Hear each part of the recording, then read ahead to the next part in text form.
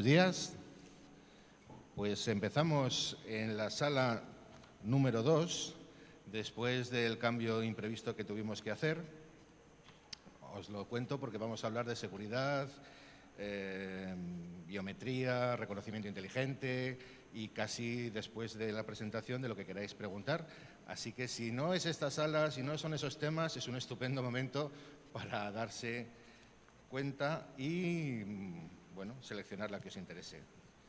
Veo que nadie se levanta, así que nuestra comunicación ha sido buena. Bien, la verdad es que presentar esta mesa, por un lado, es muy fácil y por otro lado es abrumador, porque la gente que está aquí sabe. Son gente que resuelve problemas, es gente que se enfrenta a situaciones complejas y las intentan hacer más simples y más abordables para todos nosotros. Antes de presentar a nuestros ponentes, me gustaría hacer dos comentarios para situar la cuestión. La primera es que ya vivimos en un mundo digital y decimos, oh, qué grande es el mundo digital en el que vivimos, nos abruma. Espera 5 años. Veréis cómo los servicios cada vez son más frecuentes que se trasladen al mundo digital. Veréis cómo las máquinas interactúan con nosotros muchísimo más que ahora. Y en ese mundo futuro, que es prácticamente ahora, la cuestión de la identidad, quiénes somos y cómo demostramos que somos quienes decimos ser, se convierte en esencial.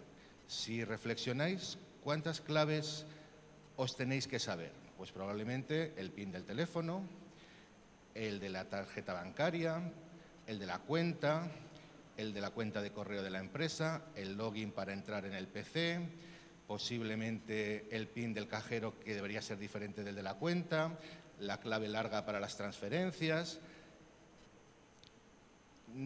Es demasiado. Nosotros tenemos que sabernos todas esas cosas para saber movernos en el mundo digital con seguridad.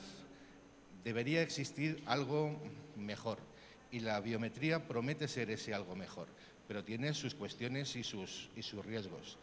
También me gustaría señalar que la biometría no es una entelequia. Nuestros teléfonos ya nos reconocen. Las cámaras de fotografía comerciales también nos reconocen. El software que usamos, por ejemplo, el Picasa de Google, reconoce. Y no solo eso, sino que además grandes aplicaciones nos piden que etiquetemos a personas, que también facilita el reconocimiento. Proporciónale experiencia a un sistema inteligente y reconocerá mucho mejor. Y eso es solo lo que nosotros percibimos en nuestra vida normal. Imaginaros lo que a nivel de seguridad, a nivel profesional está disponible. Si tenéis ocasión, os invito a asistir a alguna feria de seguridad y lo que se ve es impresionante. Y seguimos hablando de aplicaciones civiles. Si entramos en las de seguridad a nivel de cuerpos de seguridad del Estado, es otro mundo. Bueno, pues desde el extremo tenemos a Sergio Varela, de Wise. Bien, Sergio Vela, ya empezamos mal, de Wise Security, es su director general, es una muy joven empresa, pero que tiene muchísima experiencia acumulada en sus profesionales y se ocupa de garantizar la seguridad a otras empresas. Se ocupan de la ciberseguridad, la seguridad gestionada, asesoría de vulnerabilidades, los análisis de malware, servicios de inteligencia y cumplimientos de criterios de ciberseguridad. En otra vida, yo habría sido cliente suyo y os aseguro que el mundo digital está lleno de criminales, de gente que te ataca, de gente que quiere robar los datos de tu empresa, de gente que está dispuesto a paralizar tu empresa. Recuerdo un gusano que se nos coló en nuestro centro de datos y nos paró las operaciones un día. Y decís, bueno, un día no es mucho. Bueno, un día es una parte muy importante del tiempo de una gran empresa para hacer negocios. Y ese día se perdió completamente. Y nos costó trabajo muy especializado y muy caro combatir ese gusano. Un pequeño error condujo a una catástrofe media. A continuación tenemos a Iván Fernández, ¿verdad? No, ahora no me equivoco. Es ingeniero en ATIS y se dedican a desarrollar software a medida, solucionar problemas y desarrollar sistemas de seguridad y vigilancia. Tiene experiencia en sistemas de navegación en interiores y en reconocimiento facial. Y aquí a mi lado un gran amigo de CENTAC, Raúl Óscar González, trabaja en Iberia, doctor ingeniero de telecomunicaciones. Ahora nos hemos dado cuenta que además somos colegas de promoción de pasillos y de cafetería. Y se encarga del área de innovación de Iberia, que estoy seguro que le produce enormes satisfacciones unos días y enormes, no tantas satisfacciones otros. Coopera con diferentes organismos internacionales como IATA, SITA o Inmarsat. Y ya dejo a mis ponentes la palabra, que empezamos con Iván.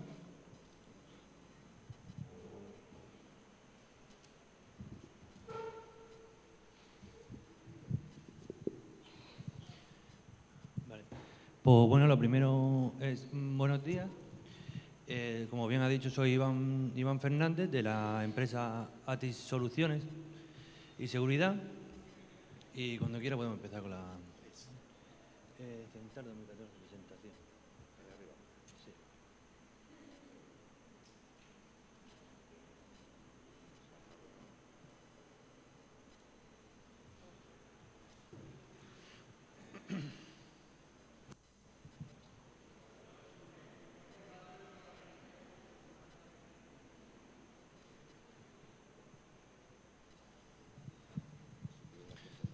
Sí, bueno, la presentación que vamos a realizar, que voy a realizar, va a ser un poco ilustrativa sobre qué es la biometría, para aclarar esta palabra que está tan de moda y que parece una cosa tan moderna, que realmente veremos que ya tiene un tiempo. Entonces, ¿qué es la biometría? Para saber primeramente qué es la biometría, tendremos que saber de dónde viene dicha palabra. Vale, biometría viene del griego vida y medir, por lo que es obvio, cualquier concepto de biometría tenemos que tener claro que no solo tiene que ver con la seguridad, sino con todo lo que es medir vida. Así, en una definición clásica de la biometría, la misma definición que podemos encontrar en la RAE, encontramos esta definición. La biometría es un estudio mesurativo o estadístico de los fenómenos o procesos biológicos. Esto nos da un concepto más amplio que simplemente la seguridad para la biometría, que es un concepto incluso que encontramos aplicaciones para la salud, dado que el estudio estadístico también regula la normal de la frecuencia cardíaca, la normal de la respiración, la normal de la glucosa en sangre, la normal del azúcar en sangre. Todo lo que son los estudios de salud son estudios biométricos, aunque en este caso nos centramos más en la seguridad, pero tenemos que tener en cuenta que la biometría no es solo seguridad e identificación única de individuos. Así, por ejemplo, podemos encontrar hoy en día cosas tan interesantes como se están haciendo en Intel, como la silla de ruedas que presentó en el Intel Developer Forum Stephen Hawking. Esta silla de ruedas se basa en biometría, ya no solo, como ya hemos visto Stephen Hawking, llevar la silla de ruedas mediante soplando con una pajita o ya sea con movimientos oculares, sino que también lleva la biometría mediante una gama de sensores y un control de salud del usuario que usa dicha silla. Esto es un uso de biometría dedicada a la salud y a la sanidad, dado que en el caso de la silla el ocupante está siempre controlado, su frecuencia cardíaca, su frecuencia respiratoria, y en cualquier momento puede la misma silla avisar de cualquier problema que se esté causando en dicho usuario. Ahora sí, una definición más moderna y más dedicada a lo que es la seguridad es esta que podemos encontrar aquí, que es un estudio de los métodos automáticos para el reconocimiento único de humanos. Dicho estudio se puede basar en dos métodos, en los métodos físicos o los métodos conductuales. Bueno, los métodos físicos son fáciles que los veamos, son los métodos que menos varían en un sujeto en toda su vida, que son por la huella dactilar, Pueden ser también el mapa venoso de la... Lo podemos ver aquí mejor. La huella dactilar, el iris, la geometría de la mano, también se está llevando mucho. Unos estudios que se llevan ahora bastante sobre biometría es el mapa venoso de la mano, también se está llevando el mapa venoso de la cara. Esto es el mismo fundamento que el iris, salvo que se hace con la mano. En el iris lo único que hacemos es pasar un haz de luz infrarrojo por el ojo para ver el mapa venoso del iris. En el caso de la mano lo haríamos lo mismo pero con la mano y veríamos el mapa de la mano, que ciertamente también es único para cada individuo. En el caso de la biometría en rasgos conductuales, se nos presentaría por otro ejemplo como sería la escritura, la voz, también es un caso curioso de que no es físico sino es conductual, porque la voz cambia a lo largo de la vida y depende también de nuestro estado de ánimo, en este caso. Así también la firma e incluso también se lleva bastante las pulsaciones en el teclado. Saber qué persona está manejando un ordenador o si ciertamente el ordenador está siendo manejado por la persona por la pulsación en el teclado. O cosas que se están haciendo también es, como están muy metidos los códigos PIN en la seguridad hoy en día para no arrancarlo directamente, usar, si ciertamente tú eres el que está metiendo el código PIN, por la manera, las pulsaciones que metes tú el código PIN a la hora. No todo el mundo pulsamos igual, no mantenemos la misma pauta de tiempo a la hora de pulsar un número u otro, y esto suele ser una normal. Siempre nos solemos comportar igual y pulsar nuestro código PIN a la misma velocidad y de los mismos parámetros. Bueno, ya que hablamos de seguridad, tendremos que hablar de los dos grandes bloques de seguridad que existen: la identificación de usuario y la verificación de usuario. Son dos grandes bloques que pueden trabajar por separado, pero en los grandes sistemas trabajan unidos. La identificación de usuario se basa en una sala como esta, por ejemplo, que estamos un conjunto finito de usuarios, saber quién es una persona en concreto de toda la sala. Mientras que la verificación de usuario es, si tenemos un único usuario, es verificar que ciertamente es quien dice ser. En los sistemas más o menos pequeños se trabaja simplemente y llena con una identificación de usuario. Pero en los sistemas grandes se suele hacer primero una identificación de usuario y luego una verificación de usuario, dado que si la base de datos en seguridad es excesivamente grande, los procesos de cálculo que se necesitan para hallar a un sujeto en esa base de datos son demasiado trabajosos y no llegan a obtener unos tiempos óptimos para su realización. Bueno, un ejemplo de uso de identificación y verificación puede ser cuando nosotros, por ejemplo, vamos a sacar dinero en un cajero automático. Nosotros lo primero que hacemos es meter nuestra tarjeta de crédito, que nos estamos identificando como un usuario, y luego metemos un código PIN que solo nos sabemos nosotros, con el que verificamos ser dicho usuario, dicho propietario de la tarjeta de crédito y tanto de la cuenta que queremos sacar dinero. Entonces ahí estamos haciendo un proceso de identificación y de verificación, todos base a ningún proceso biométrico, cosa que dejan entrever un problema de seguridad, porque si a mí me roban mi tarjeta de crédito y se conocen mi código PIN, se están haciendo pasar por mí. Se están identificando primeramente como yo y luego verificando como yo, sin que ninguno de los dos casos sean ciertos. Y aquí es donde entra grandemente la biometría dentro de la seguridad. La biometría dentro de la seguridad entra en un tercer parámetro de seguridad. Tenemos tres grandes bloques de seguridad. Uno, que primeramente es algo que el usuario sabe, un código PIN o un password. Segundo, algo que el usuario tiene, una tarjeta personal. Y el tercero, en donde entraría la biometría, es algo que el usuario es o hace. Como bien hemos dicho, pues ya es un proceso biométrico físico o un proceso biométrico conductual. En el caso de que sea, pues podría ser la huella dactilar, y en el caso de que hace, pues podría ser la manera simple y llanamente de andar, que también se llaman procesos biométricos por la manera de andar. Ya saben podemos distinguir a las personas por simple y llanamente cómo anda. Como vemos, en algunos casos, para que la seguridad sea mayor, se usan dos tipos de estos rangos. Como hemos dicho, en la tarjeta de crédito se está usando tanto un código PIN para la verificación y una tarjeta personal para la identificación.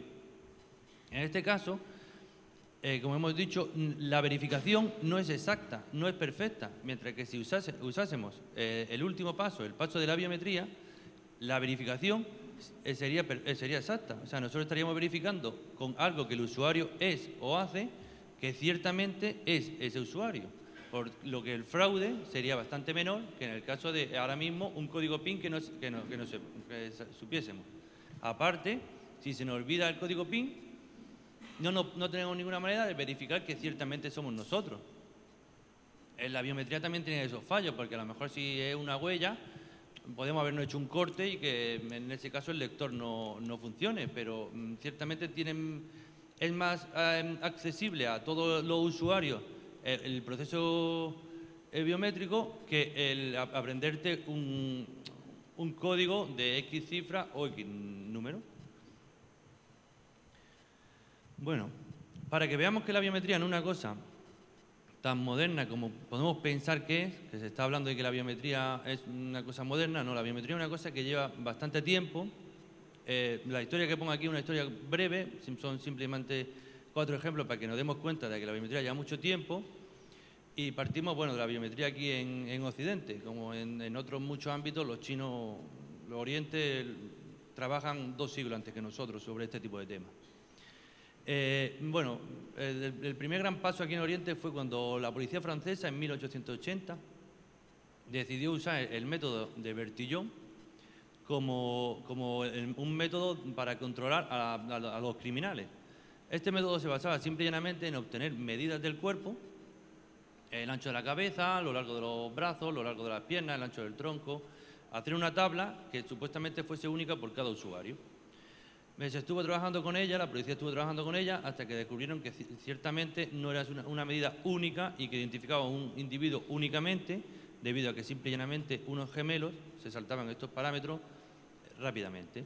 Entonces fue por 1903 cuando ya se estaba trabajando, ya se empezó a trabajar con la huella dactilar, pero cuando el método de Bertillon, el que, como hemos dicho, la policía había adaptado, falló, fue cuando la huella dactilar tomó gran fuerza, la huella digital tomó gran fuerza, dado a que tenían que acomodarse a otro nuevo, y la huella dactilar ya estaba cogiendo mucha fuerza y sus estudios sí estaban verificando que ciertamente era única para cada individuo. Como vemos ahí, una fecha señalada para la huella digital es el 1 de septiembre de 1891, en el que se realiza la primera ficha dactilar del mundo. Y un ejemplo curioso, un ejemplo que a mí me gusta porque nos da a conocer por qué ahora la biometría está creciendo tan bien, es el ejemplo del reconocimiento de iris. El reconocimiento de iris es una idea que surge en 1936, pero que es irrealizable. Es una ilusión, es una idea, pero una idea que se basa en una parte científica, que se ve que se puede hacer, pero porque la informática todavía no está suficientemente avanzado, los cálculos que se tienen que hacer para ella no funcionan, y entonces hasta 1994, que es cuando la informática toma la fuerza suficiente para realizar el reconocimiento de iris, no se puede realizar. Entonces, ¿eso qué nos quiere decir? Que ¿por qué ahora este boom de la biometría? ¿Por qué ahora la biometría puede funcionar? Bueno, la biometría ahora puede funcionar a nivel de usuario.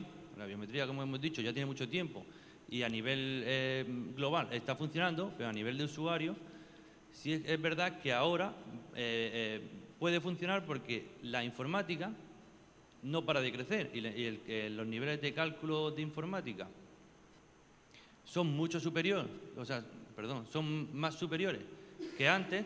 Los cálculos que podemos realizar son mayores, en un espacio más reducido podemos realizar más cálculos, lo que nos permite poder usar la biometría para el usuario de a pie. Poder llevar, como ya hemos visto, en sistemas telefónicos, lectores de huellas o incluso reconocimiento facial.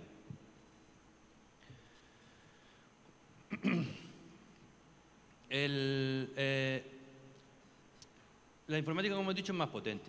De aquí a unos años lo que se ha hecho ha sido implementar unos sistemas de RFID, de lectora de tarjeta, con la cual nosotros nos identificamos como un usuario que puede acceder a una sala. Estos sistemas de tarjeta identifican bien, pero no verifican que ciertamente el usuario que controla la tarjeta sea el que tiene que entrar a la sala. Por lo que ahí tienen un fallo de seguridad. Yo tengo una tarjeta que me permite entrar a una sala gubernamental, pero no me verifica en ningún momento que sea la persona que realmente tenga que poseer la tarjeta. Entonces, todos los sistemas RFID que se han instalado hasta ahora, que funcionan correctamente, podrían ser sustituidos por un sistema biométrico que no solo no identificase, sino que nos verificase que la persona que quiere acceder a dicha sala es la persona que dice ser. Que no ha cogido un compañero, me ha pasado a mí la tarjeta, yo he ido a la sala gubernamental para lo que sea y entro sin tener que ser la persona que soy. No, como ya hemos dicho, si el sistema de seguridad fuese demasiado potente, o sea, hubiese demasiada gente, se podría mantener la tarjeta de RFID como un sistema de identificación y poner un sistema de verificación basado en biometría. Dado que, como hemos dicho, el sistema de la biometría verifica ciertamente al individuo por algo que es. Yo no puedo pasarle a un compañero mi huella dactilar. Sí le puedo pasar la tarjeta para que entre a una sala en la que yo solo tengo... Se supone que solo puedo entrar yo, en cambio no. Bueno, también la biometría hay que decir que ha tenido una cierta desconfianza social y que la biometría está ahora tomando un boom, nos estamos quitando el miedo que tenemos de usar dicho aparato, dicha tecnología que se ha estudiado hace mucho tiempo. Dicha desconfianza social existe. Bueno, hay que decir que los europeos somos de los más desconfiados en el mundo en usar nuevas tecnologías y que aparte de esa desconfianza social también se ha podido crear cierta desconfianza social por culpa de usar algunas tecnologías demasiado tempranas. Por ejemplo, tenemos el ejemplo del uso de la voz en el teléfono móvil. ¿Quién nos recuerda cuando sacaron el uso de la voz en el teléfono móvil, que querías llamar a tu vecino y terminabas llamando a una persona que no tenía nada que ver? Este tipo de ejemplos crean desconfianza, han creado desconfianza en el uso de la biometría, así como también salieron algunos teléfonos móviles que podías desbloquear el teléfono móvil mediante un reconocimiento facial. Tú te ponías tu teléfono móvil enfrente, y hacía un reconocimiento facial y lo desbloqueaba. Pero también al salir demasiado pronto, no eran nada seguros, porque con una misma foto de carnet, una misma foto de internet o de cualquier lado, se podía llegar a desbloquear el móvil. Entonces, yo sabiendo de quién era el móvil, me buscaba una foto suya y la desbloqueaba. Entonces, quedaba muy bonito, pero como seguridad no funcionaba. No funcionaba y ha creado una desconfianza social a la que nos llega a nosotros mismos a creer que eso no funciona tan bien como realmente hoy en día sí funciona.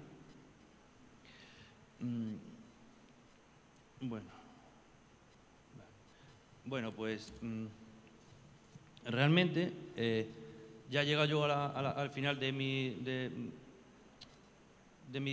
las transparencias.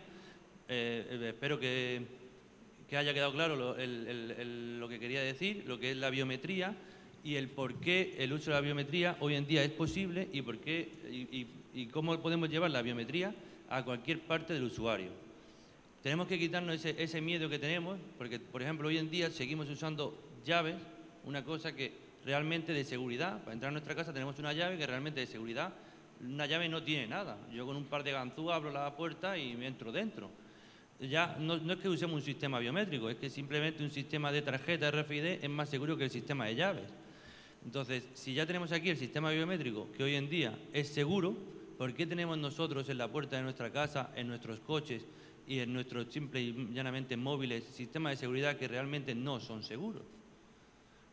Aparte de lo bueno que trae la biometría, que es, como bien han comentado antes, es que solo tendríamos una única identificación, no tendríamos que recordar no sé cuántas contraseñas para entrar en millones de páginas de internet que tenemos cada uno, sino asociaríamos nuestra huella a cada una de nuestras páginas de internet, que ya existen móviles con lectores de huellas digitales hace años existen esto, y simplemente con pasar nuestro móvil nosotros nos meteríamos en nuestro Facebook, en nuestro Google, en diferentes páginas de internet, que hoy en día tenemos 200 millones de contraseñas, que al final no son seguras porque todas las tenemos apuntadas en algún lado. No son nada seguras, porque con que te den el sitio donde tienes la contraseña guardada, han dejado de ser seguras todas tus cuentas de internet. Bueno, esto es todo y gracias por haberme escuchado.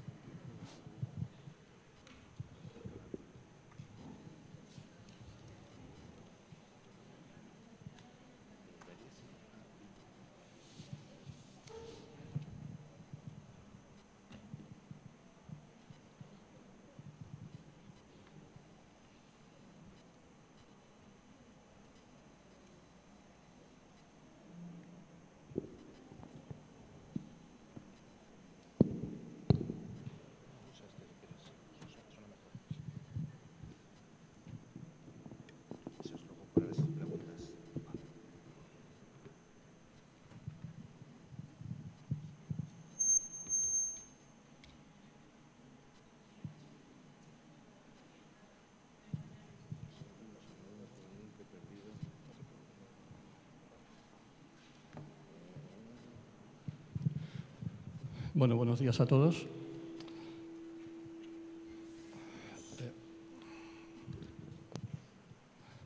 Yo voy a presentaros un caso práctico de utilización de biometría, en este caso en el transporte aéreo. Aquí nos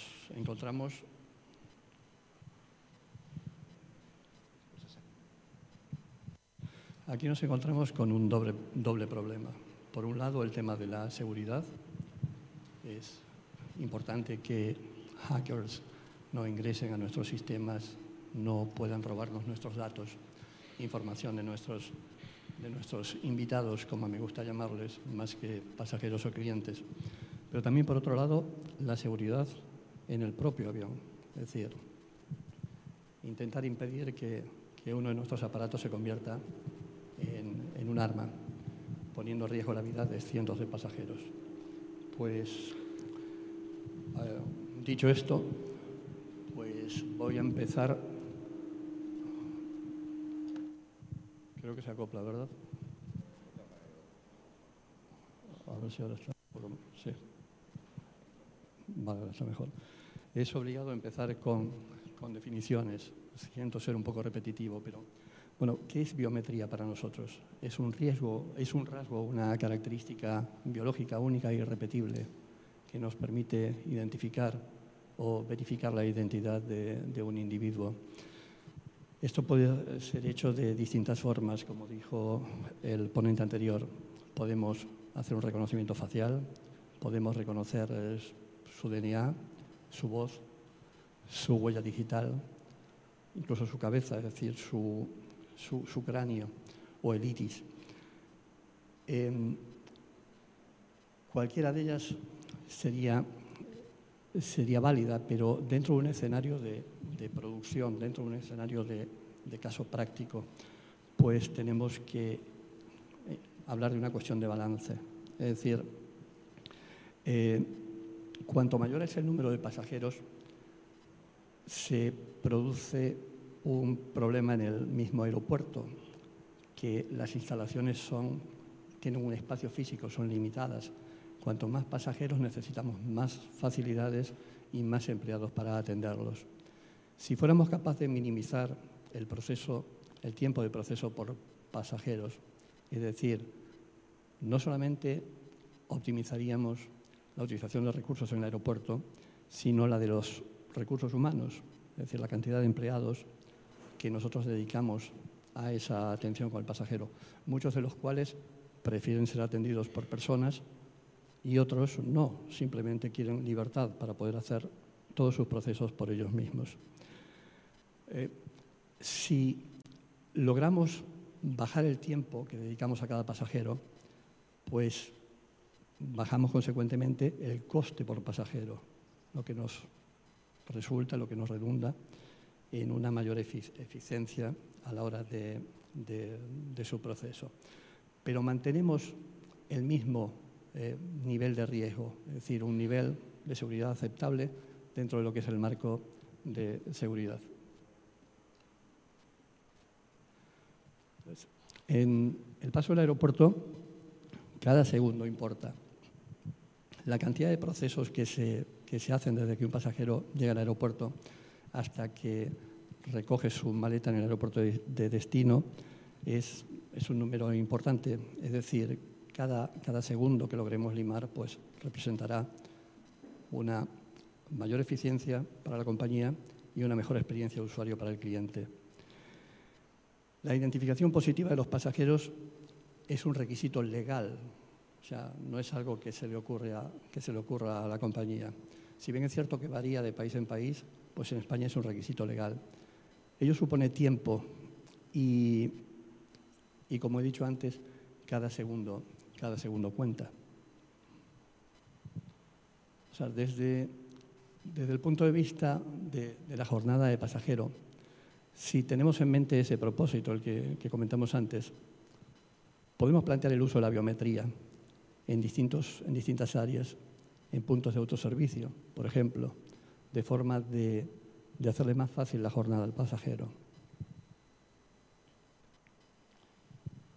Los primeros anuncios de la introducción de biometría en la industria del transporte aéreo se remontan al año 2008.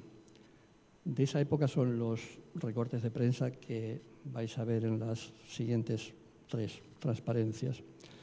Destaco, por ejemplo, en Medio Oriente, que fueron los primeros en desplegarlo.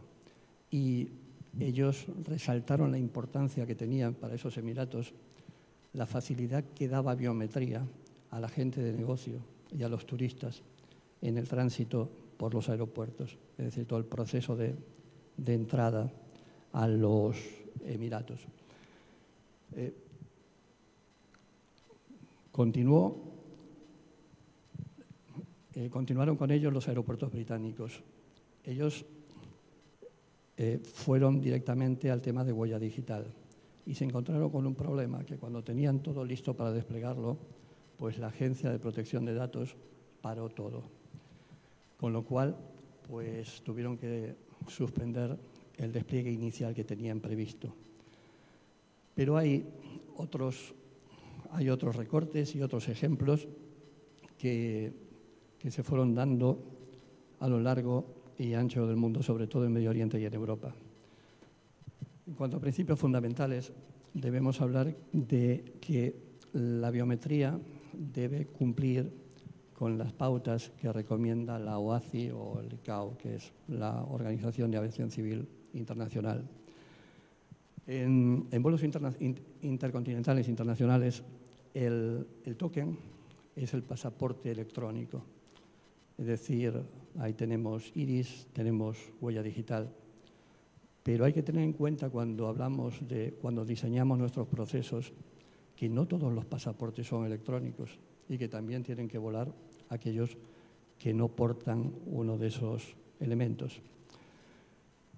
En cada solución se debe tener muy presente lo que manda la Ley Orgánica de Protección de Datos, aunque ello, la mayoría de las veces, imponga importantes limitaciones.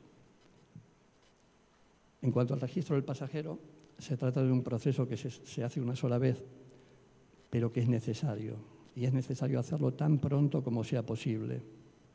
Obviamente, es necesario, para registrarlo, proceder a la autenticación de este. Una vez decididos a beneficiarnos de esta tecnología, de la biometría, de todo lo que ella nos ofrece, debemos decidir la opción que vamos a emplear. Puede ser huella digital, puede ser iris, puede ser cráneo, la cara. Evaluando todas las consideraciones, en este cuadro que os presento, vemos que desde el punto de vista de una compañía como Iberia, o de un aeropuerto, o de un gobierno, la opción más viable es el iris. Prestad atención en el tiempo que demanda el sacar información de esa característica. Es con diferencia el menor.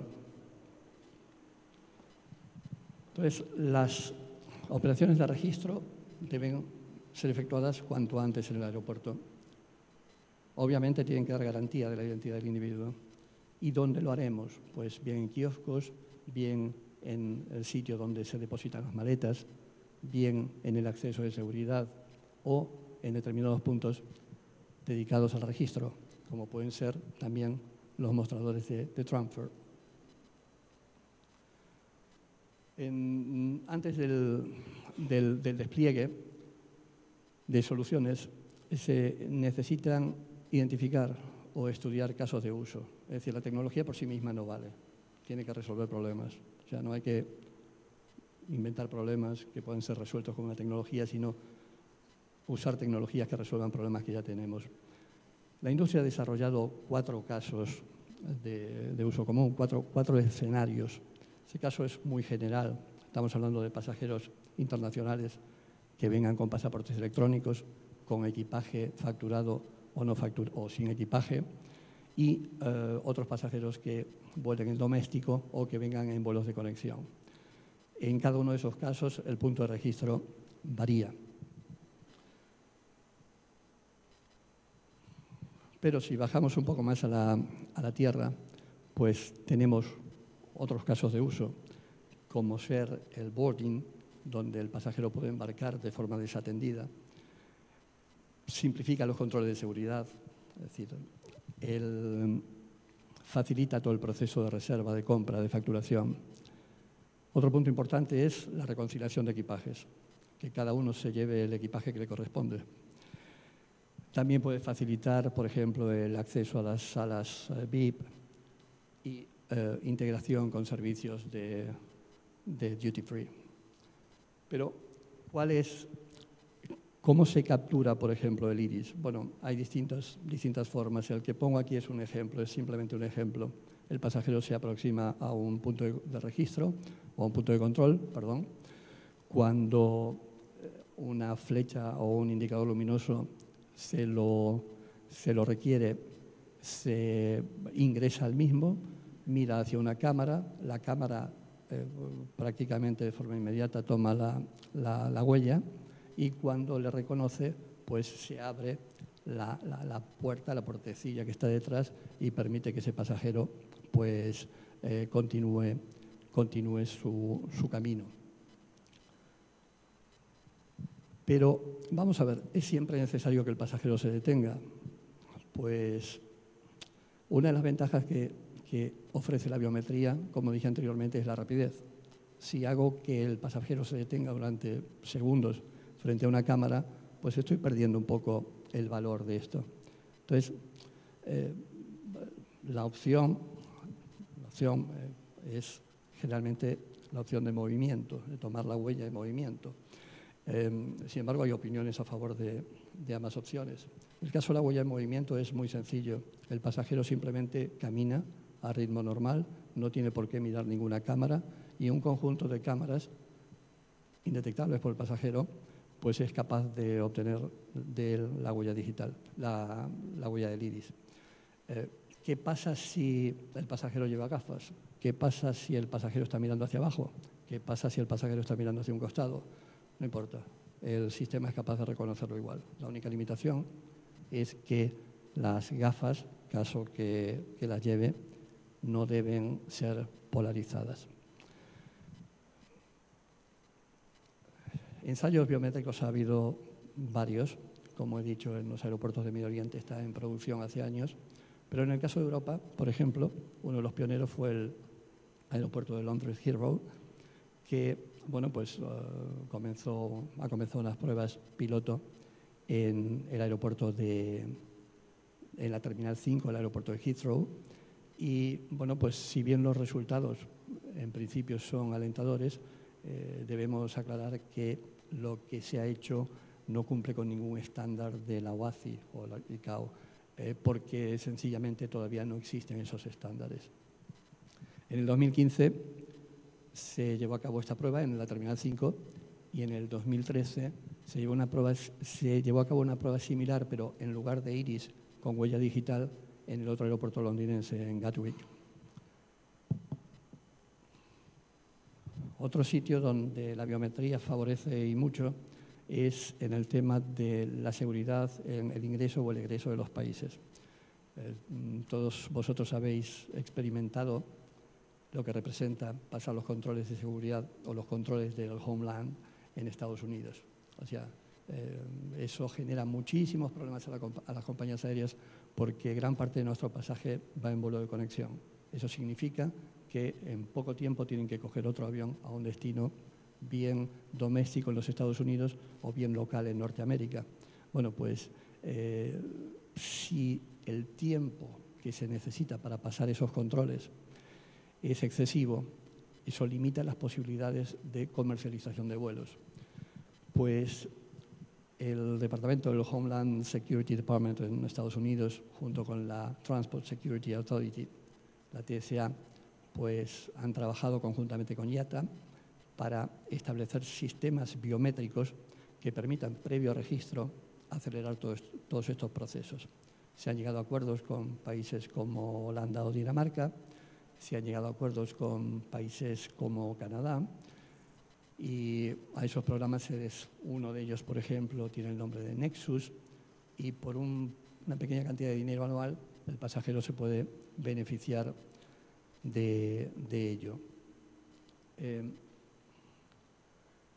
¿Cuáles son los impulsores entonces para un caso de negocio?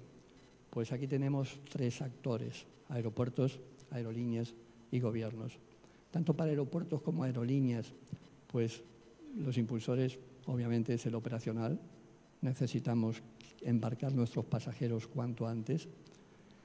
El aeropuerto necesita que el pasajero pase todos esos controles también cuanto antes para que tenga más tiempo para estar en la zona de ocio o de compras. El financiero, porque como he dicho, aprovecharíamos mucho mejor los recursos. Tener en cuenta que el gran problema hoy en día es el espacio físico de los aeropuertos. Tenemos el caso de Heathrow, que está trabajando al 98%.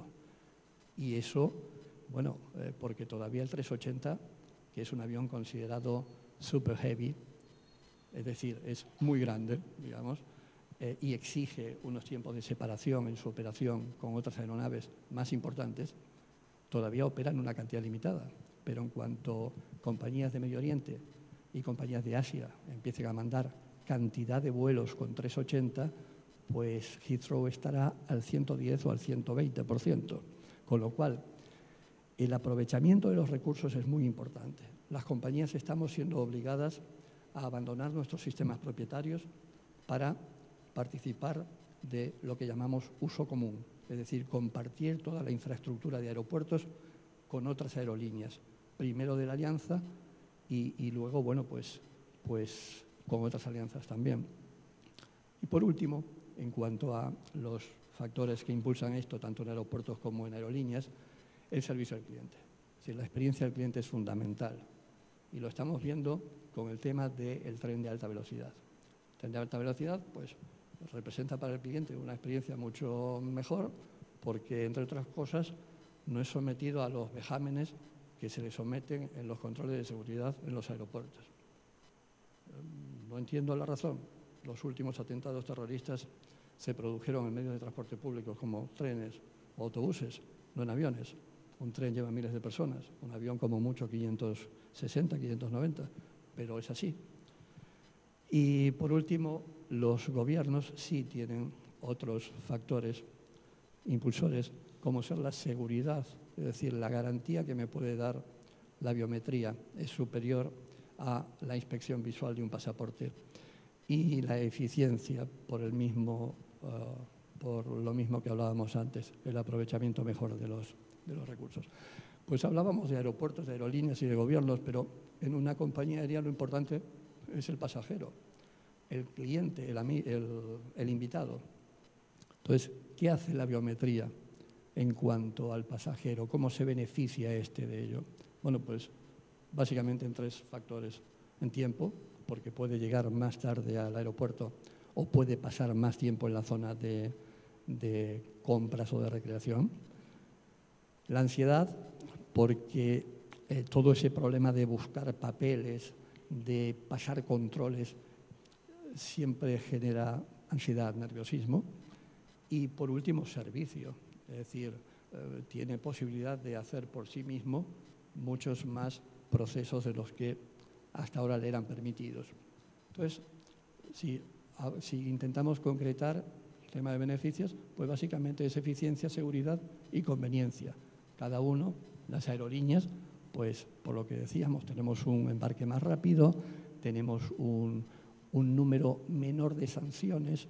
Cuando hay un error en un dato, la compañía aérea es sancionada. Cuando un pasajero llega con un pasaporte que no tiene los datos suficientes, visas, validez, el pasajero rechazado, y todo eso no solamente cae sobre la compañía aérea que tiene que repatriarlo, sino que también luego caen multas. La biometría nos ayuda a ello. En el caso del aeropuerto, pues básicamente el mejor aprovechamiento de los recursos y la mejora de ingresos por lo que llamamos ancillaries, es decir, pueden ofrecer más ventas en sus dependencias. Los gobiernos, básicamente, aumentan la confianza en todo lo que hace a la decisión sobre si un pasajero puede ingresar o no al país. Y en el caso de los pasajeros, como decía antes, pues en el aumento de su satisfacción, de su experiencia. Pero bueno, no nos creamos todo lo que os he dicho. Vayamos a números, vayamos a números reales. Estos datos que pongo aquí son de la compañía Singapore Airlines, fueron facilitados por ella, y compara lo que es el tiempo total de proceso para los pasajeros de sus distintas flotas, utilizando distintas tecnologías biométricas. Ahí vemos cómo tanto lo que hace al reconocimiento facial como el iris acelera mucho más los procesos que lo que es la huella digital. Bueno, pues esos picos dependen del tipo de avión. Tener en cuenta que, bueno, pues por ejemplo, una 320 podemos hablar de 150 pasajeros, 160, y un 380 estamos hablando de 560. Entonces, los objetivos alcanzables son varios. Aquí se me ocurre, por ejemplo, en lo que hablábamos antes, en la competencia que tenemos, en la competición que tenemos los trenes de alta velocidad con las compañías aéreas en mercados domésticos, pues es muy importante agilizar todos los procesos, hacer realidad aquel eslogan de Iberia en el puente aéreo que era llegar y volar. La biometría me permite a mí pues, que el pasajero efectivamente llegue y vuele, sin siquiera haber comprado de forma anteriormente su billete. Todo este proceso se hace dentro de las más estrictas reglas de seguridad y confianza. Estamos hablando de que se podría reducir el tiempo de presencia previa en el aeropuerto a 20 minutos, que es un objetivo IATA para el año 2020. Y de esa forma, en distancias inferiores a 500 kilómetros, en distancias superiores, perdón, a 500 kilómetros, el tren no podría competir con el avión. Pero bueno, como conclusiones, decir que la tecnología está disponible, que se está haciendo popular, hasta los dispositivos de uso común, como smartphones, ya vienen equipados con sensores de reconocimiento facial o de huella dactilar, y que por lo tanto los precios son cada vez más bajos. La experiencia de usuario es vital y esto la mejora considerablemente. Le damos la opción al pasajero de que muchos de sus procesos los haga en lo que llamamos autoservicio, sin intervención de agentes, con lo cual su experiencia en la jornada por el aeropuerto mejora. Y sobre todo nos permite hacer un aprovechamiento mucho mejor de los recursos disponibles en el aeropuerto, tanto físicos como humanos. Y bueno, con esto, sintiendo las prisas, tenía un tiempo muy pequeño, doy por concluida mi ponencia.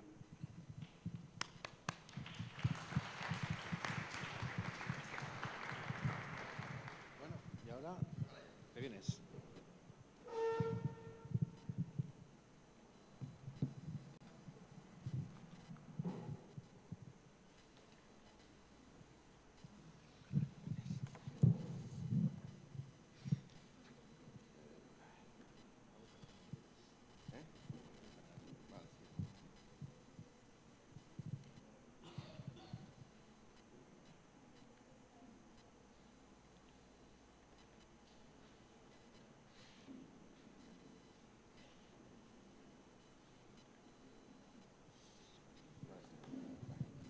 Buenos días. En primer lugar, agradecer. ¿Dónde vais todos? ¿Por qué os vais? Bueno, pues nada.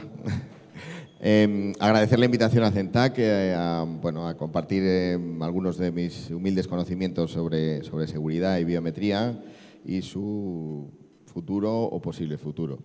La verdad es que el entorno es espectacular, posiblemente será de los sitios más singulares donde yo haya podido intervenir.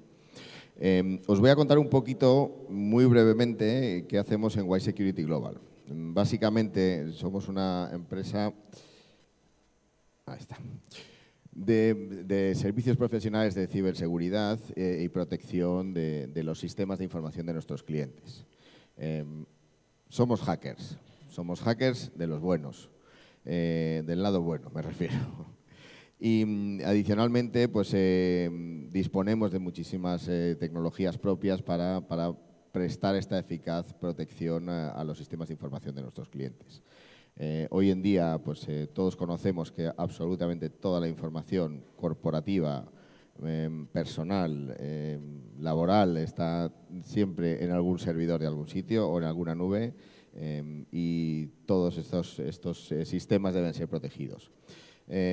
¿Para quién trabajamos? Pues trabajamos desde multinacionales, como puede ser pues, Zara o Inditex, para gobiernos, trabajamos para organizaciones internacionales en las que compartimos información de ciberseguridad y de los siguientes ataques que se están produciendo sobre organismos públicos o privados y trabajamos para fuerzas y cuerpos de seguridad del Estado también.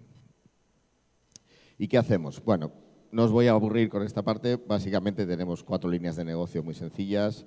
Una es lo que conocéis o conoceréis como hacking, que es al final auditorías de seguridad sobre los sistemas de nuestros clientes. Y otra rama de negocio es la monitorización. Somos los policías que estamos en la puerta de esos sistemas para ver si alguien está entrando y saliendo, para ver si alguien está sacando información. Todo esto obviamente pues, de forma remota. Adicionalmente trabajamos en servicios de cibervigilancia y ciberinteligencia porque nuestros clientes necesitan saber con antelación si van a ser objeto de un ataque de un grupo de hackers o de un grupo de delincuentes o de un grupo de ladrones. Con lo cual estamos muy enfocados también en esta parte de cibervigilancia y ciberinteligencia y luego pues construimos empresas de ciberseguridad. Lo llevamos haciendo muchos años y construimos centros y procesos de ciberseguridad para terceros también. Y yo os venía a hablar de la situación y retos de la tecnología biométrica. Creo que la exposición anterior ha sido muy ilustrativa a la hora de exponer de qué estamos hablando, pero al final hay dos vertientes fundamentales. ¿Para qué sirve para nosotros en el mundo de hoy? ¿Qué podemos hacer y qué no podemos hacer? Y segundo, ¿nuestra información está viajando constantemente por el ciberespacio? ¿Queremos que nuestra información biométrica con nuestro reconocimiento único y privado viaje por el ciberespacio, esté alojado en diferentes sistemas independientes? ¿Cómo podemos abordar esta problemática manteniendo la comodidad y la usabilidad que a día de hoy todos entendemos que nos aporta la biometría? En este caso, pues, ¿qué nos aporta? Que nos aporta usabilidad en todos nuestros procesos. Es mucho más cómodo pagar desde el móvil con la voz que tener que ir al banco, sacar el dinero y luego llevarlo a la tienda. Obviamente sí nos aporta esa usabilidad. Nos aporta accesibilidad. A día de hoy pues son tecnologías multimodales en los cuales pues, nos aporta esa accesibilidad pues, para personas que en este caso, dado que a lo mejor, como comentábamos, no tengan iris, pero sí tengan voz, o no tengan voz, pero sí tengan iris, o no puedan escribir, pero puedan hablar. Entonces sí que nos aporta esa accesibilidad tan importante en entornos como el que estamos. Y nos aporta, obviamente, una conectividad. Pero todas estas ventajas o factores favorables tienen su contrapartida, es decir, la usabilidad está clara, pero ¿qué pasa con la universalidad? A día de hoy, cada sistema biométrico es independiente y cerrado, no se conecta entre sí. no existe una capa de estandarización que pueda conectar estos sistemas. ¿Qué pasa con la multicanalidad? Realmente existe una gama de dispositivos capaz de aportar esta multimodalidad, aportar esta multicanalidad. ¿Y qué pasa con los estándares? Esto es vital. La tecnología, la algoritmia está muy madura, los procesos de cálculo están muy avanzados, los ordenadores son muy potentes, pero estamos en el inicio de que realmente se generen estos estándares, de que realmente estos estándares sean eficaces y que permitan a estas bases de datos biométricas tener interoperabilidad. Al final, en nuestro caso, somos participantes de los diferentes comités de estandarización a nivel europeo y estamos impulsando esta estandarización que permita pues, que un registro biométrico español de Iberia sea igual que un registro biométrico alemán de una fábrica de Volkswagen. Porque al final la persona es la misma, es el proceso el que no está suficientemente maduro y estandarizado para esta conectividad. ¿Cuál es nuestra respuesta? Bueno, nuestra respuesta, en nuestro caso, hemos enfocado toda nuestra investigación y trabajo a nivel de biometría, como no podría ser de otra manera, al mundo de la seguridad. Y la seguridad, al final, es la autorización. Cuando yo doy permiso para hacer algo utilizando la biometría. Hay otra vertiente que va mucho más, entiendo que era la parte que he comentado, que es la parte de reconocimiento. Vas por la calle y te reconoce. Nosotros nos enfocamos mucho a la autorización y que esa autorización sea segura, y sea multimodal, sea escalable, sea basada en estándares. Y todo esto se sustancia en una tecnología, es una plataforma biométrica multimodal, que al final nos aporta, ahora veréis un pequeño gráfico, no sé si sea un poco técnico, pero nos aporta multimodalidad, está totalmente basada en estándares, al formar parte de estos comités de estandarización sí podemos aportar ese siguiente paso a nivel de estandarización. Esto es muy importante, disponemos de tecnología de biometría conectada, pero todo el desarrollo futuro se hace con biometría desconectada, os explico un poco. En el caso de la biometría desconectada, ahora veréis un pequeño gráfico, la información biométrica nunca viaja. Nunca viaja. En el propio dispositivo que recoge esa información biométrica se encarga de hacer un proceso de extracción de minucias de ese dato, lo cifra, lo codifica y automáticamente es únicamente cuando el servidor se relaciona con el dispositivo. No viajan los datos físicos de la persona. Esto es vital. Y, por supuesto, toda la plataforma está basada en unas comunicaciones cifradas. Perdonad. Aquí en un pequeño gráfico de la plataforma a nivel técnico, veis que bueno, en la primera parte disponemos de cuatro canales biométricos. A día de hoy, pues tanto firma como huella, como voz, como reconocimiento facial. A partir de aquí, todo este proceso de integración con diferentes sistemas está basado en tecnologías abiertas, en APIs y en SDKs, y todo el proceso de extracción de minucias y de identificación biométrica basado en los estándares europeos.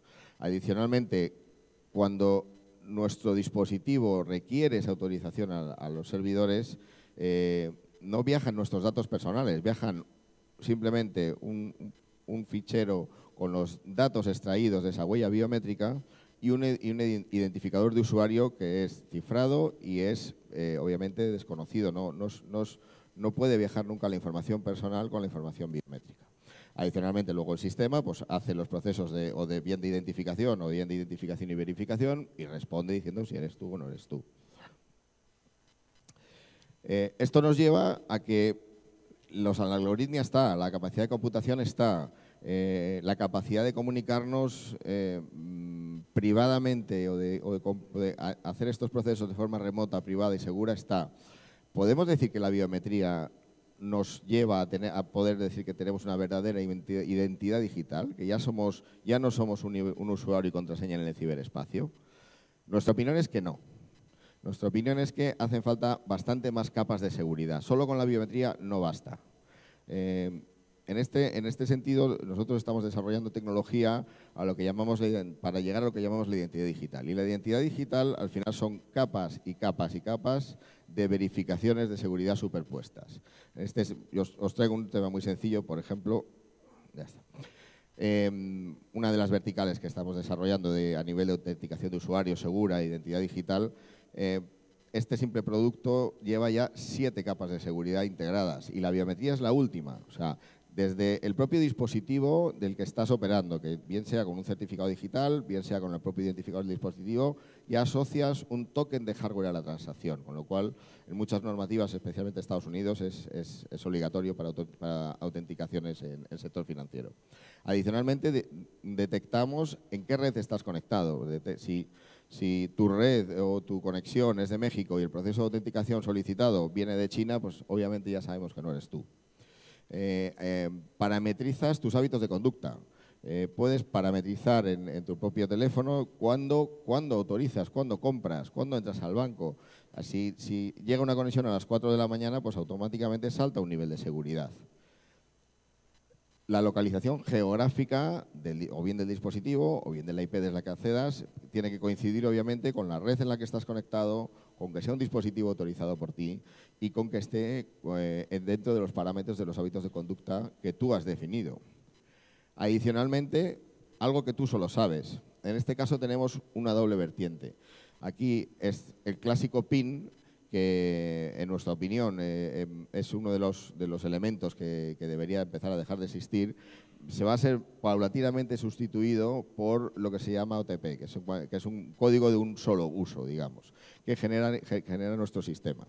En este caso, nuestros ingenieros están investigando mucho en generadores de números aleatorios puros. Esto es la parte del sector financiero está muy preocupado por estas cosas, porque al final, si tú tienes un generador de números basado en un algoritmo y alguien te rompe el algoritmo, pues pueden saber la próxima clave. Entonces, aquí sí que basados en ruido cuántico, basados en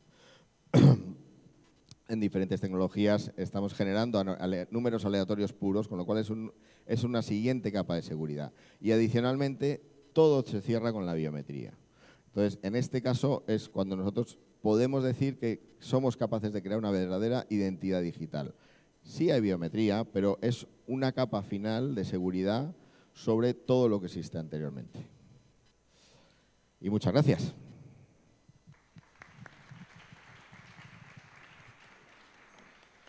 Bueno, este es el momento de las preguntas que tengáis que hacer. Yo os invito a que cualquier pregunta relacionada con seguridad, hacking, cifrado, identidad, internet, es el momento de hacerla, porque pocas veces creo que tendréis oportunidad de tener a expertos de este calibre a vuestra disposición. Así que, de una mano.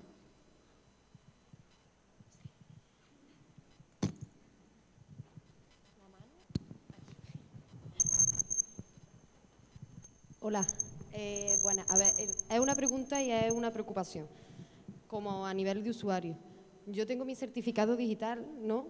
Y bueno, dentro de lo que cabe me parece seguro, pero no del todo, porque marca claves portables y demás, pero una vez que yo lo tengo instalado en el dispositivo, si a mí me roban el dispositivo, en cualquier momento pueden identificarse como yo, ¿no? Porque no me pide una contraseña además y bueno, no entiendo muy bien de qué forma puedo yo evitar eso, siendo un certificado digital como es del Estado y demás. Hola, ahora. Esto es correcto. Aquí la preocupación que debes tener, obviamente, es que tu dispositivo debe ser seguro, debe estar protegido con las adecuadas contraseñas para que en caso de que te lo roben no puedan acceder a él. Y en segundo lugar, el certificado digital es realmente es una de las herramientas más complicadas de desencriptar que hay. Y la normativa europea, que esperamos que salga en el próximo semestre, va dirigida a un almacenaje centralizado de esos certificados digitales, es decir, en un organismo nacional de referencia o en entidades privadas, con accesos seguros a la utilización de ese certificado con plataformas como, por ejemplo, os acabo de enseñar. Es decir, es el certificado que sí que es la clave, una de las claves de la identidad digital, debe estar en un almacenaje seguro. Si es en tu propio dispositivo, pues debes tomar las precauciones para que no puedan acceder a él. Pero sí te digo que la tendencia es que esos certificados se almacenen centralizadamente y que sí que haya tecnología para que sean más usables, donde obviamente la biometría tendrá mucho que decir.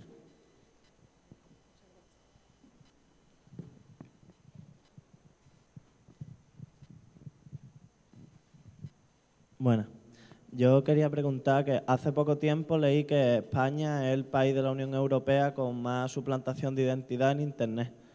Y quería preguntar si habría algún tipo de dispositivo, algún tipo como de antivirus, llamémosle, al nivel del usuario, para que esto pueda llegar a dejar de pasar, vaya. No sé. ¿Te refieres a suplantación de identidad a nivel de redes sociales o a nivel de...? Tanto como redes sociales como de financiación. Bueno, a ver, en la parte, digamos, de redes sociales sí te digo que hay herramientas gratuitas que pueden monitorizar muy sencillamente si hay alguien publicando cosas con tu nombre. Y en la parte de suplantación de identidad para procesos de autenticación, a día de hoy lo que debes hacer es tener unas contraseñas que sean robustas y cambiarlas frecuentemente.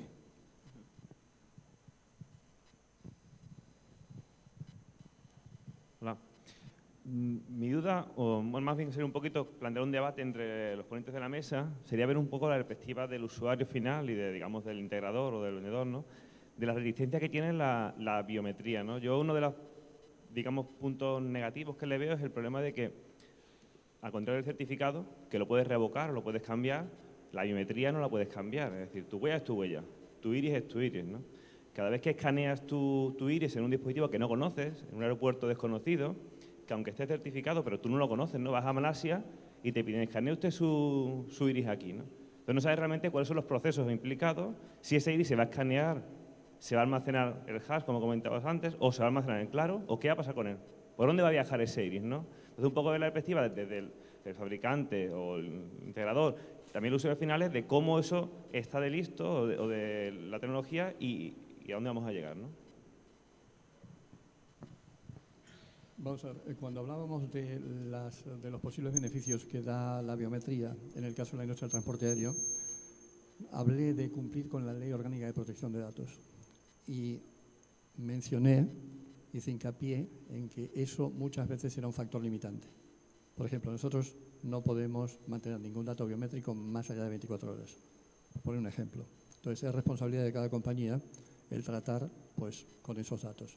Si la compañía infringe cualquiera de los artículos de la Ley Orgánica de Protección de Datos, está sujeta a fuertes multas, con lo cual luego también influye la confianza que al usuario final le genera la compañía a la que está dando sus datos biométricos.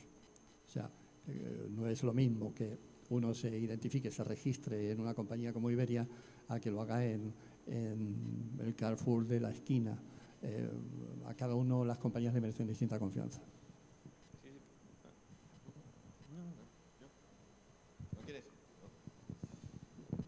Bueno, yo aquí te diría dos cosas.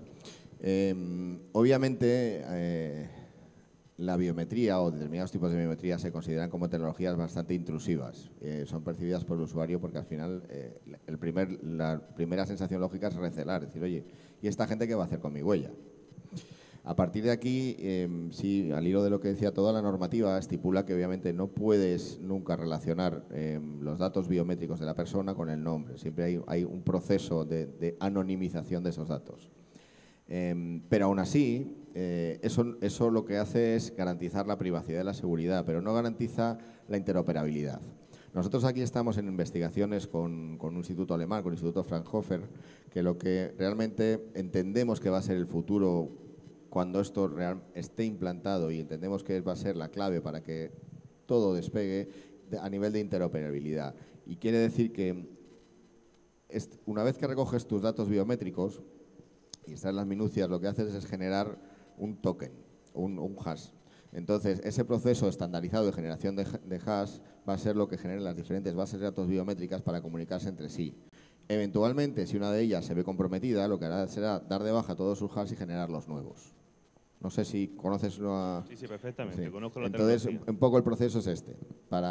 Y eventualmente, si tú consideras, o cuando llegue, esté implantado, consideras que en alguno de los servicios donde tienes delegada tu biometría o has sido comprometido o tu propio terminal, podrás resetear ese hash para que lo único que viaje serán esos hashes entre los diferentes sistemas.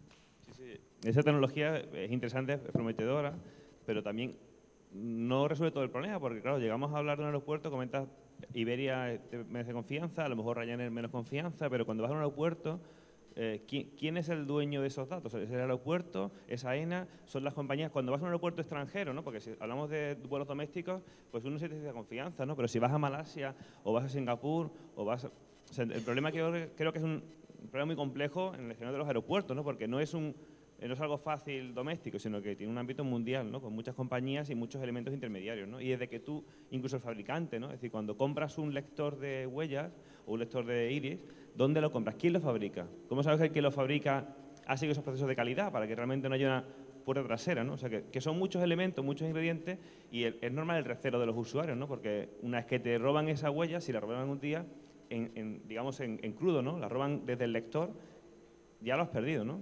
El típico ejemplo del iPhone, ¿no? Que te copian la huella, ¿no? Si tu lector no es seguro, no tiene huella viva, es complicado, ¿no? Entiendo que yendo el recelo, yo entiendo que eso es problemático y no se está a punto, esas soluciones que comentas de esos patrones revocables o huellas revocables son realmente el problema, eso resuelven el problema. Hay más cosas aún que tienen que limarse, ¿no? Con el tiempo, ¿no? El registro no se hace en un país en el que uno no suele pasar temporadas. Es decir, una persona se registraría con sus datos biométricos, en el caso de un español, pues en AENA o en Iberia. Me explico, si va a Singapur, pues lo que hará Singapur es comprobar su huella digital con la que aparece en su pasaporte electrónico, o su iris, pero no más allá. Entonces, esos datos permanecen dentro de lo que es AENA o dentro de lo que es Iberia, sujeto a la Ley Orgánica de Protección de Datos, y no caso que haya un formato intercambiable será cuando se creen esos estándares de los que hablaba Sergio, bajo la Organización de Aviación Civil Internacional, y que permitirán utilizar esos datos por otras compañías, pero que ellos no los almacenarán, simplemente manejarán tokens o comprobarán que el hash que no ha sido alterado. Bueno, también tenemos que tener en claro que estamos hablando de seguridad en crudo, pero existe varios tipos de seguridad. No es lo mismo la seguridad que usamos para abrir la puerta de nuestra casa que la seguridad que necesitamos para abrir la puerta de un banco. En el caso de la seguridad extrema, que te puedan, por ejemplo, robar, tenemos que pensar, como bien ha dicho Sergio, no en un sistema solo biométrico, sino en un sistema de niveles. Por ejemplo, una tarjeta que primero le identifica como un usuario y luego una biometría que le verifique como dicho usuario. Claro, si le han robado su dato biométrico pero no tienen su tarjeta, ciertamente no pueden seguir sin acceder a su parámetro, a su dinero o al dicho de seguridad en crudo. O sea, si la seguridad realmente importa, no solo hay que basarse en la biometría, hay que basarse, como bien hemos dicho, en unos niveles de seguridad. Pues primero una tarjeta que diga que eres tú, luego la biometría que asegures que eres tú. Si es todavía más seguro, varios parámetros biométricos, no solo la huella, iris, cara. En definitiva, la seguridad, estamos hablando de seguridad en crudo, pero tenemos que pensar que no todos los sistemas de seguridad tienen que ser sumamente seguros. Hay sistemas que solo piden una seguridad de verificación de usuario por si quieres entrar a tu gimnasio, y hay otros sistemas que piden un sistema de seguridad que realmente indican que tiene que ser usted el dueño de dicha tarjeta.